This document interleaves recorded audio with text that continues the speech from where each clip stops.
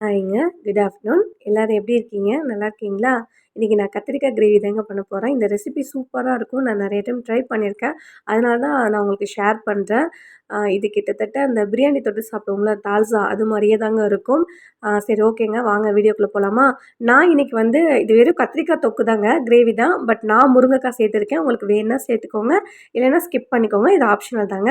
இப்ப தேவையான பொருள் பார்த்துடலாங்களா? வெங்காயம், தக்காளி, பச்சை மிளகாங்க. நான் பச்சை மிளகாய் 2 தான் எடுத்திருக்கேன். ஏன்னா நானா சாப்பிடணும்ல. ரொம்ப உரப்பா இருந்தா சாப்பிட முடியாது. உங்களுக்கு தேவையான அளவு நீங்க எடுத்துக்கோங்க. அப்புறம் புளி 1 மணி நேரம் ஊற வச்சிருக்கேங்க. அரிசி களைஞ்ச தண்ணீல. இதுக்கு அரப்பு இருக்குங்க. இது நிலக்கடலையும் கொஞ்சமா வெந்தயம் சேர்த்துக்கங்க.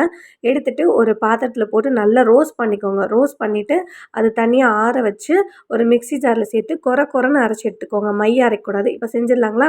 இப்போ ஒரு பாத்திரத்தில எண்ணெய் ஊத்திட்டு ஃபர்ஸ்ட்டு கத்திரிக்காய், முருங்கைக்காய வந்து நல்லா அந்த எண்ணெயிலே வறுத்து எடுத்துக்கணும். பாதி அளவுக்கு வேகுற அளவுக்கு வறுத்து எடுத்துக்கோங்க. எடுத்து மாத்தி வச்சாச்சுங்க.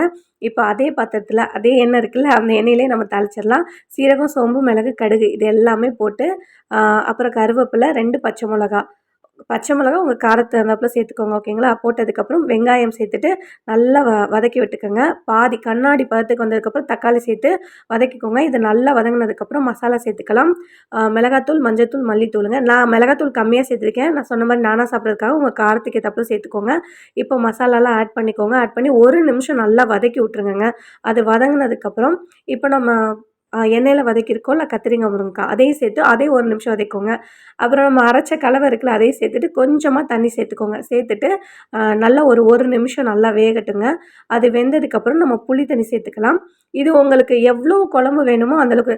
நான் செமி கிரேவியா வச்சிருக்கேன். நீங்க இன்னும் ட்ரை பண்ணிக்கலாம். இல்ல கிரேவியா பண்ணிக்கலாம் அந்த மாரி. நான் இன்னைக்கு கொஞ்சம் குழம்பு மாரி கிரேவியா வச்சிருக்கேன். ஃபைனலா பாருங்க. பார்க்கவே செம்மையா இருக்குல்ல. இது இன்னும் நல்லா வத்த விட்டுட்டீங்கன்னா, இது தால்சா தாங்க.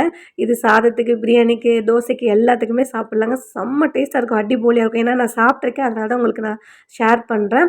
இது நீங்க ஒரு டைம் ட்ரை பண்ணி பார்த்துட்டு எனக்கு மறக்காம கமெண்ட் பாக்ஸ்ல கமெண்ட் பண்ணுங்க. ஓகேங்க. ரொம்ப நாள் கழிச்சு வீடியோ போடுறேன்ல, மறக்காம சப்ஸ்கிரைப் பண்ணிக்கங்க.